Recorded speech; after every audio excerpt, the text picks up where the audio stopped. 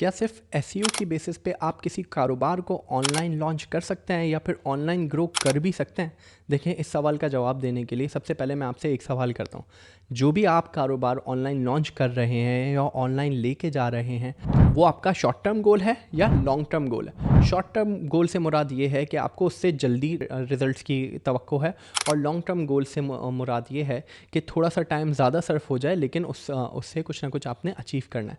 आपने इसके दरमियान में डिफ्रेंशिएट करना है। अगर जो आप डिजिटल लॉन्च करने जा रहे हैं वो आपका शॉर्ट टर्म गोल है तो एसईओ आपके लिए नहीं है। आप एसईओ को हमेशा लॉन्ग टर्म गोल के अंदर इंक्लूड करते हैं, क्योंकि मैं अपनी एक वीडियो में आपको ये दिखा भी चुका हूँ कि एक एसईओ बेस्ड नीश ब्लॉग के अंदर भी किसी भी पेज के ऊपर ट्रैफिक लाने में अमूमन 7 से 8 वक्त तक का टाइम चला जाता है। और ये तो सिर्फ एक ब्लॉग पोस्ट के लिए है, एक आर्टिकल के लिए है जिसके ऊपर 1200 से 1500 वर्ड्स हैं और उसके ऊपर काफ़ी काम भी हुआ है कंटेंट स्ट्रेटजी बेस्ड।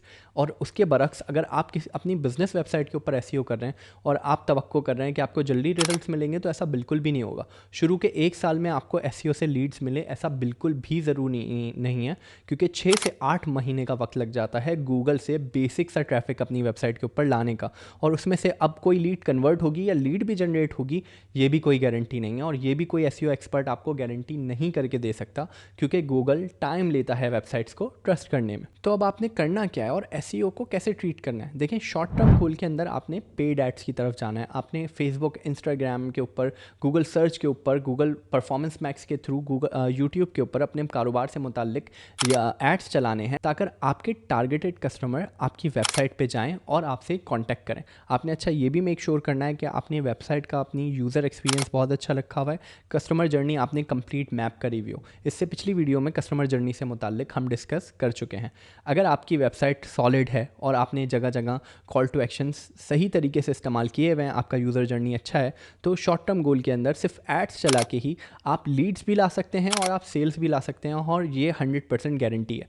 जब आप एड्स के ऊपर पैसे स्पेंड करेंगे तो लाजमी आपको फ़ौरन रिजल्ट देखना शुरू होगा। अब इसमें सिर्फ कैच क्या है कि आपको कॉस्ट पर एक्विजिशन को कंट्रोल करना है। मतलब आपका जो प्रॉफिट मार्जिन है मिसाल के तौर पे है वो 100 रुपये। अब आपका जो कॉस्ट पर एक्विजिशन है वो उसका 20 या 30% होना चाहिए, या मैक्सिमम 40% होना चाहिए। इससे ज़्यादा नहीं होना चाहिए।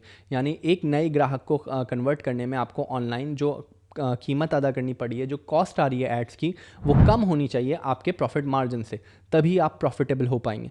लेकिन डिजिटल लॉन्च के अंदर, एड्स के अंदर ये बहुत प्रॉब्लम आती है कि अगर आप न्यू हैं या फिर आपका जो डिजिटल मार्केटर है वो फर्स्ट टाइम एड्स चला रहा है, तो कॉस्ट पर एक्विजिशन यानी एक ग्राहक को कन्वर्ट करने की कॉस्ट काफ़ी ज़्यादा भी आ सकती है, जिसको हमें कंट्रोल करना पड़ता है डिफरेंट टेस्टिंग्स के थ्रू। अगर आप एसईओ करना चाहते हैं तो आप उसको लॉन्ग टर्म ज़रूर कर सकते हैं, वरना अगर आप रिजल्ट्स उससे एक्सपेक्ट कर रहे हैं तो कम से कम 1 साल बाद आपको एसईओ के एफर्ट्स के वाक़तन नोटिसेबल रिजल्ट्स दिख सकते हैं।